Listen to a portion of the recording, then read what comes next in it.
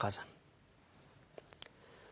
أرتيست أجعله هندسة جوار محمد في TPLF كتشيسة جامع دبين مرسى هوا سرتي قد يفهمه أولو الصباتي جي أجعله هندسة أرتيست أجعله هندسة ومني في هذا خنين ورا مكاخيان السياسة وفتشو برباديتو أولو لكنا مرسى هوا سرتي نانيسا جي جرا خندو بسي دجني قوتاماتي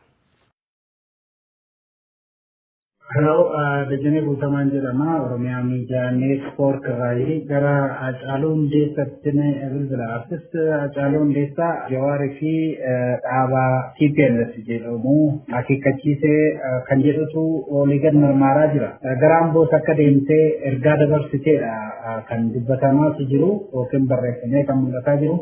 Kanarratti yaada maal qabdi? Duraan dursee kanaan dura akkuma si waliin kana carraa argattee gaaffiif deebii goolii kanarratti jalqabatatti maaliifii kan ani maaneej godhu feesbuuk akkaawuntiin qabu. Feesbuukii maqaa kiyyaan fannee garuu namoonni baay'een yaada ani hin madaalle yeroo maxxansan kana fa'aa uummata keenyannaa burjaa jechuun yeroo garaagaraa argee sifaanallee haasee miidiyaatti illee baaseera.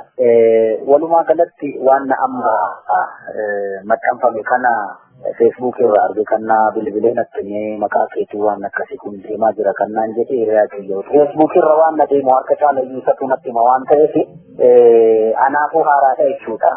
Ergan aartii Oromootti makamirraa kaasee guyyaa tokko isaafnis ta'ee mootummaan ta'e miti mootummaan ergate sin beekunan ergatuti Amboorraa kiiloomeetira 11 kan fagaatu guddaa dhaqeen ture awwaaliin galee Ambootti illee goree maatillee dubbifnee bakkalatti gara Finfinneetti deebisee ergaan ani dabarfadhe hin qabu. Daldala siyaasaati fudhatama uummata keessa qabnu kana overnight yookaan immoo waan karaa profeshinii kiyyaan uummata kiyyaan godhe kana Oromummaadhaaf godhe kana overnight waan uummata keessa warra nafaasii danda'utti fakkaatutu warra siyaasa daldalatti jiraatu kana olola.